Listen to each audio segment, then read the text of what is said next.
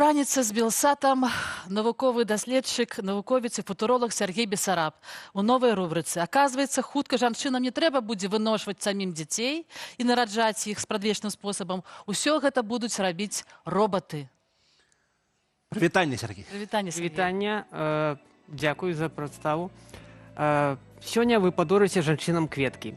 Кветкі завянуць праз 3 дні.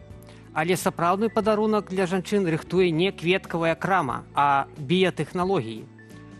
Навука гатова даць жанчыне тое, за што змагаліся суфражысткі стагоддзя таму – свабоду ад біялагічнай павіннасці нараджаць. Мы прывыклі думаць, што 8 сакавіка гэта пра вясну. Не, насамрэч гэта пра тэхналогіі. Паглядзіце на гэтую эвалюцыю. Першая хваля эмансіпацыі 20-х гадоў дала жанчыне права голасу ў палітыцы. Другая хваля, 60-е гады, гэта з'яўленне супрацьзачаткавай пілюлі Энавід. Яна дала жанчыне права не нараджаць, калі яна гэтага не хоча. Гэта быў хімічны прарыў. Нездарма разам з прэпаратам выдаваўся памятны залатога колеру значок з выявай Андрамеды, разрываючай ланцугі, і надпісам «Вызваленая». Цяпер мы стаім на парозе 3-й хвалі. Яна самая важная. Гэта штучнае улонне і эктагенез. Права мець дзяцей, не выкарыстоўваючы ўласнае цела. Вынашванне дзіцяці становіцца не біялагічнай павіннасцю, а тэхналагічным працэсам. Гэта больш не навуковая фантастыка. Перад вамі прататып штучнага улоння. Медыкі называюць гэта аквавомб ці біобэк. Гэта стрыльная сістэма для выратавання глыбока неданошаных дзяцей. Але фактычна гэта першы крок да фабрык па вырошчванні людзей. Як гэта працуе? Тут няма ніякай магіі, толькі звычайная сантэхніка і біяхімія. Улонне гэта проста герметычны мяшок са штучнай амніятычнай вадкасцю. Замест плацэнты сістэма фільтраў. Сэрца плода само прапампоўвае кроў праз знешні аксігенатар, насычаючы кіслародам.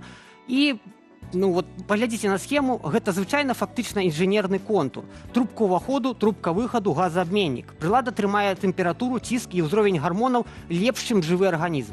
Машына не нервуецца, не п'е алкаголь, не дыхае выхлапнымі газамі. Гэта ідэальнае асяроддзе. Вы спытаеце, ці працуе гэта ў рэальнасці?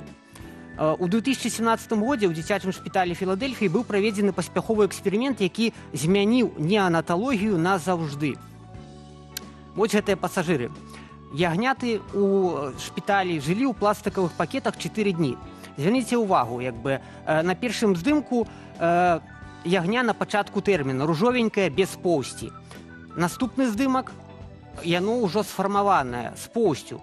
Ягняты нармальна развіваліся, дыхалі вадкасцю і потым нарадзіліся абсалютна здаровымі. Гэта доказ таго, што канцэпцыя працуе. Але высокатэхналагічны пластык – гэта дорага.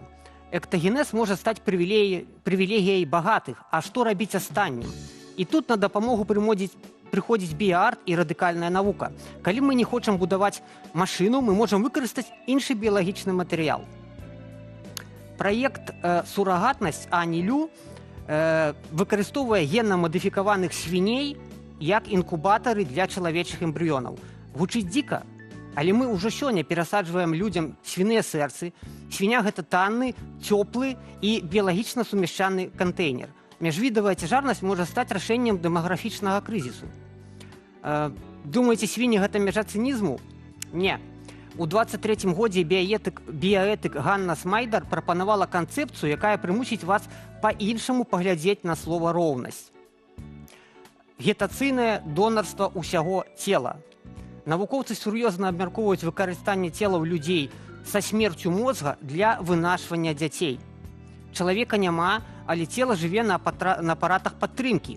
І самае галоўнае, для гэтага падыходзяць і мужчынскія целы, не толькі жаночыя. Вось гэта і ёсць абсалютная роўнасць па кіберпанку. Нават калі мёртвы мужчына можа вынасіць дзіця замест жанчыны, якая, напрыклад, будуе кар'еру. Фактычна мы маем тыя самыя аксалотлівыя чаны, як пісаў вялікі Герберт у сваёй дзюне. Цынічна? Магчыма. Але для навукі няма маралі, ёсць толькі эфектыўнасць. Мы ідзём у будучыню, дзе фраза «я цябе спарадзіў» стане тэхнічным тэрмінам. Сапраўднае 8 сакавіка наступіць тады, калі цяжарнасць стане проста опцыяй у меню, якую можна дэлегаваць машыне. Так што са святам тэхналагічнай свабоды. Да, Сергей задаў ты нам сёння інфармацыі з раніцы. Я думаю, што хто глядзеў нас зараз, такія прачнуліся і думаюць такія, так, пакуль не позна, надо нейкім класічным шляхам спрабаваць размнажацца. Але скепсісам я скептычна ставіўся да штучнага інтэлекту, а зараз выкарыстоўваю яго ў працы амаль што кожны дзень. З намі быў Сергей Бесараб, папулярызатар беларускай навукі, асветнік. І ў мяне хорошая навіна, што Сергей будзе у нас у праграме, у вядоўцам рубрыкі, вось пра навуку, праз такія розныя цікавосткі. Ну, не знаю, можа быць, кожны тыдзень, а можа, праз тыдзень будзем бачыць Сергея, ён будзе прыносіць не толькі, спадзяюся, шакавальныя факты, але, ну, сапраўды тое, што натхняе займацца навукай. Гэта будзе рубрика пра навінкі навукі, вынаходніцтвы, адкрыцці, якія уплываюць на наша жыццё, ці неўзабаве пачнуць уплываць на наша жыццё. А цяпер пазітыўныя навіны з усяго свету.